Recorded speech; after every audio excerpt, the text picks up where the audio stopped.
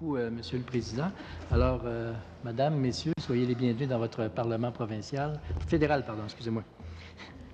Et des vieux réflexes de 6 ans, désolé. Madame Flumian, je tiens d'abord à m'adresser à vous. Je vous écoute depuis tout à l'heure et puis je trouve ça très intéressant, votre propos, bien entendu, mais je crois comprendre à travers votre propos que vous mettez beaucoup de valeur sur le travail que nous faisons ici. C'est très bien, on vous reconnaît, on le remercie, mais ultimement, ce n'est pas nous qui décidons. Puisque je dois vous dire qu'il y a environ un mois, ici même en cette salle, à cette table et à la chaise à côté, nous avions ici la ministre responsable du dossier qui est venue témoigner. Et on lui a demandé précisément, est-ce que votre gouvernement va être tenu de suivre la recommandation, si d'aventure il y en a une, la recommandation de ce comité, qui, comme vous le savez, va parcourir tout le Canada, entendre des experts, entendre des citoyens comme vous. Et donc, on a demandé à la ministre, c'est un travail sérieux, fait avec tous les partis politiques qui sont à la Chambre des communes, et donc qui va normalement prévoir une recommandation. Et la ministre nous a dit, non, je ne suis pas lié par ça. Ça veut dire quoi, ça, madame? Ça veut dire qu'en bout de ligne, il y a une personne qui va décider, c'est le premier ministre. Parce que le premier ministre contrôle l'exécutif, c'est-à-dire le Conseil des ministres, et contrôle également la majorité à la Chambre des communes. Donc, ce ne sera pas l'ensemble de la population qui va juger, mais bien, qui va être décidé quel sera le nouveau système électoral, mais une seule personne qui est le premier ministre. Que pensez-vous de ça?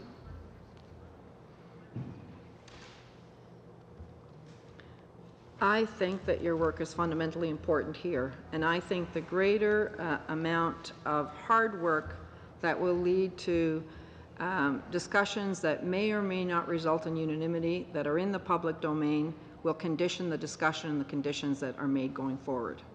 And I think there's no escaping that.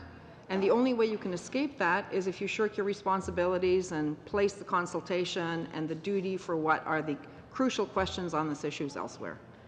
And I think that's how you legitimize the role of parliamentarians, the role of Parliament.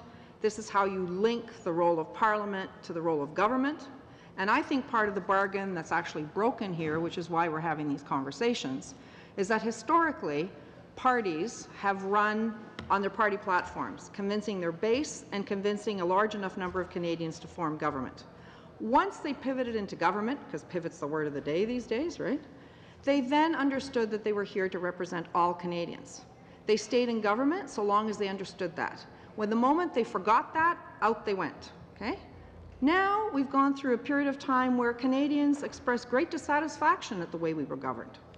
That's the fundamental question here. What are you going to do to affect that? And I think you've got the primary role to play on this issue in having that conversation with the minister and in having that conversation with her colleagues in cabinet, who are your colleagues in Parliament. And the function is supposed to be that Parliament is supreme in our system. Mais ultimement, j'apprécie beaucoup le fait que vous valorisez notre travail puis qu'on va rencontrer beaucoup de citoyens. Mais ultimement, la ministre ayant dit qu'elle n'était pas du tout liée au travail du comité ici, c'est qu'ultimement, c'est juste une personne qui va décider, c'est le premier ministre. Et selon vous, quelle serait la meilleure façon d'assurer la grande légitimité de cet exercice, sinon par un référendum? I think the best way to, I'm glad someone asked me about a referendum, the best way to ensure legitimacy is for you to hone in on recommendations that will demonstrate how the narrow focus of your question improves the broader governance question. Put that to the Canadians you will consulting with and discussing these matters with. Make that open and transparent, which of course by virtue of these committee meetings it is, and that will draw everybody in the country to conclusions about where this should be heading. And if it takes more than one round of these committee meetings over the course of a life of any parliament, so be it. That is the hard work of governing. So, on the issue of referenda, if I have a moment, or will I pick it up in another question? No, you have about 45 seconds, so go ahead. Well, I don't know if I have 45 seconds, but here I go. It's a very blunt instrument that leads to binary choices on very complicated matters when we haven't even figured out what the questions are yet in a governance ecosystem. So when I look around the room, I look at the age of this committee and I look at my own age, and I will say that I am the generation, as you are the generation, of people who are the recipients of national referenda and referenda recovery in a world where our national referenda have tended to be extremely divisive, not leading to goodwill and greater understanding on the importance of the issue. And this is why it's so important that all of you as parliamentarians take this role seriously in what you're going to be doing.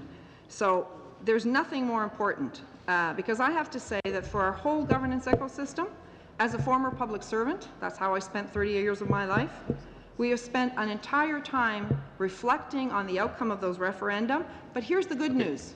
We have evolved our models of government. Today, 1981, when I started working as the Department of Finance, it was a very different model of government than it is today, when we have made it a far more decentralized system in every aspect of what we do. Thank you.